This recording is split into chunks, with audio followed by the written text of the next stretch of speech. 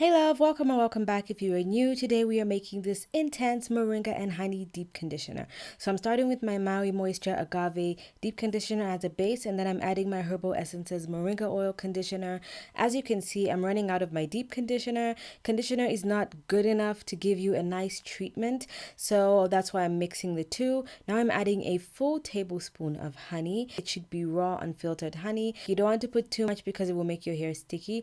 And now I'll be adding my moringa, but I wanted to show you how I made my moringa paste first. Okay, so I'm starting with this olive oil. It is by Clover. Olive Pride is the name. It is extra virgin olive oil. You want to make sure you use a good quality olive oil. Don't use an olive oil blend, anything that mixed with any other oils. Just use pure olive oil or whatever other oil you want to use, like almond oil, macadamia nut oil, avocado oil, as long as it's a pure oil. This is the oil I had on hand at this point, so this is what I'm using. The best way to tell if you have good quality olive oil is if you are using an olive oil that looks very yellow or green. That's why it is called liquid gold. I'm using about half a cup of this, which makes about a full bottle of oil. So if you don't want to make this much, you can use a quarter cup and you'd still get a pretty good amount. And I'm using this plastic jug simply because it's clear and you can see through. Ordinary, I'd use something metal or glass. So now I'm using this moringa powder. As you can see, it looks super healthy. It is very green, and this is 100% moringa. It is not mixed with anything else. And I will be putting 2 semi-heaped teaspoons of moringa into this oil. So of course, if you're using a quarter cup of oil, you can only do 1 teaspoon. It is actually very affordable because you need very little. It is super potent whether you ingest it or use it in your hair. So now you want to make sure that you mix it very, very thoroughly. You don't want any like bubbles that have like a little bit of powder on the inside. You want to make sure everything is nicely mixed and incorporated, and this is at room temperature, but we will be heating it up, which is why I say if you're doing this at home, I'd suggest you use something metal or glass, something like Pyrex, so it doesn't break if you heat it up.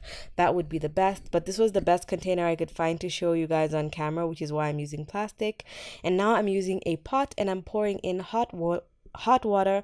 I boiled this water and then I let it cool down for 10 minutes. So as you can see, it's still very hot. It has steam, and we are going to be putting the moringa into this. You do not want to do this on the stove because it's going to heat up your oil. You don't want to do this in the microwave because it's going to kill all the nutrients and there'll literally be no point in doing this. So you just want it to heat up, and after it's sat in for a few minutes, you can see that it even starts to lighten up and you can see the oil separating a little bit. So once it gets very light, you just want to mix it up again, and then I left this to just sit until the water completely cooled. And once the water was completely cooled, I took the jug out of the water and I let it sit overnight to infuse, and this is what I was left with. So as you can see, all the moringa sort of like stuck to the base. This is what we have left over. It is nice and soft, but then I left it for a while, like a week, and as you can see, it's like a paste. There was still a little bit of oil that came out, so I poured in the oil, then I poured in all the paste as well, and I will be mixing this in with my deep conditioner. Now another way you can do this is if you just want to do DIY everything, instead of deep conditioner, you can just go ahead and use an avocado, a very nice soft one, not the watery ones with the lumps, but whatever you can have. As you can see, that is my full mix. After it's set for about 20 minutes, it went ahead and got nice and thicker. So I'm going to be putting this in my hair now. So as I said, you can use an avocado. If you want, you can add a mask. I don't like to add mask because I don't think the protein from an egg can penetrate my hair enough. Also, I heat my hair up, so I don't want scrambled eggs. So anyway, my hair was already divided into 4 sections. I had just taken down braids, and I like to do a super intense treatment after I do my hair in braids. So I'm starting with the ends and focusing a lot of product there, and then I am slowly moving up. If you don't know me, my name is Angelica, and I post 2 natural hair videos twice a week on Wednesdays and Sundays to help you grow long, healthy, natural hair. And on Fridays, I post a fun video that is recommended by you guys, or just anything else fun.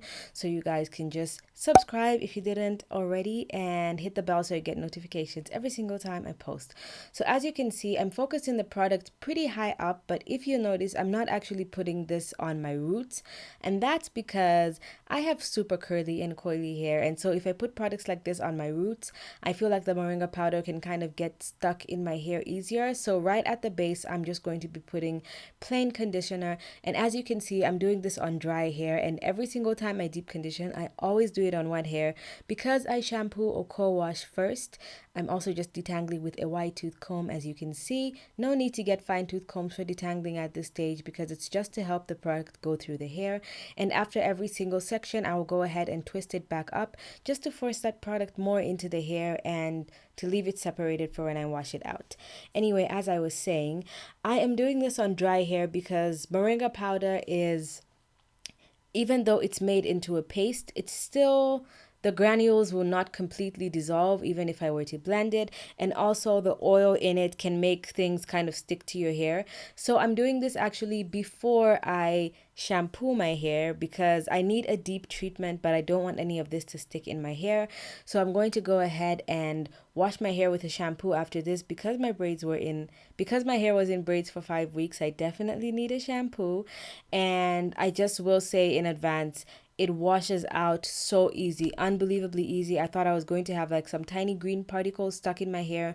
You don't have to worry about that. There'll be nothing stuck in your hair. You can even co-wash if you want. So after I washed this all in my hair, I made sure to go ahead and shampoo my hair, and then I did go ahead and just put back the same moringa conditioner, not the deep conditioner I'm making, the herbal essence one.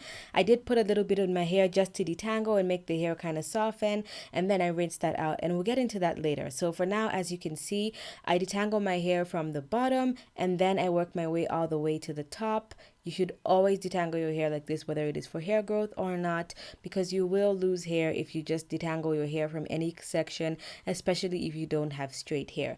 So I'm twisting up every single section, as you can see, and you can see like the green conditioner kind of oozing out. That is why I like to twist the hair, because you might have missed a section or two somewhere in your hair, and twisting it up just kind of mashes all the product together. And then once I reach the front at this point, I make sure to separate my hair into more pieces because these sections are slightly bigger and I do have more hair in the front. So you want to make sure, depending on where your hair is, you want to make sure that you put enough product everywhere to get the best benefits. I do have a whole video on how to make the moringa oil, which is where that clip was from earlier on, and all its benefits. So if you're interested in that, I will link that in the eye right now so you can check that video out. If not, you can just continue watching. So you can see I am slathering this on all over my hair, and this is just a great idea. And you can see in every section again, once I reach the roots, I go ahead and put that same Herbal Essences Moringa conditioner just right on the roots.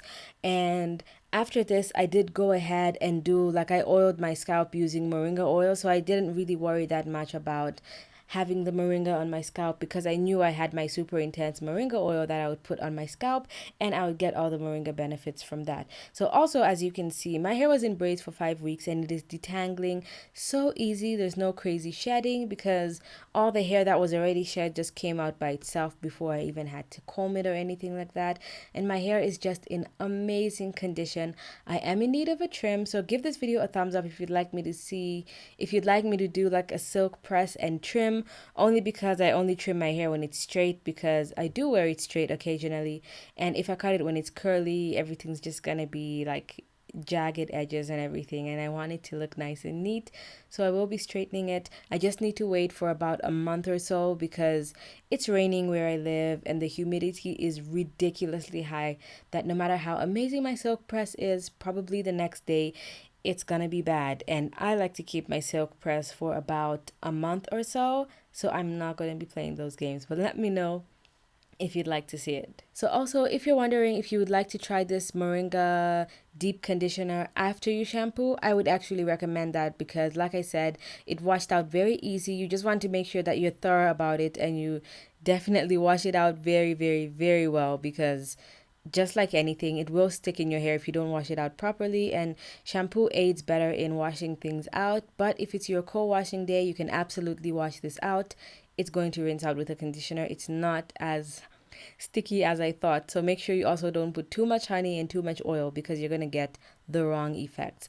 I don't like to do DIYs where I stuff like 10 different products in it just because I feel like it's not necessary, especially when I have products that can already do that. So usually when I DIY, it's like 2 to 3 things that I can mix together, and it's also easy for you guys to follow and try out. So if you try this deep conditioning mask, let me know in the comment section below, and know that you don't have to use the Maui Moisture or the herbal essences. Just use whatever conditioner you have or an avocado. Okay, so now that is all in my hair, I'm going ahead and taking a plastic bag because I have no time to go and buy plastic cap right now. So I kept that in my hair for almost an hour under heat. I went ahead and washed it out, and I moisturized my hair with that Escarono drip in the shower.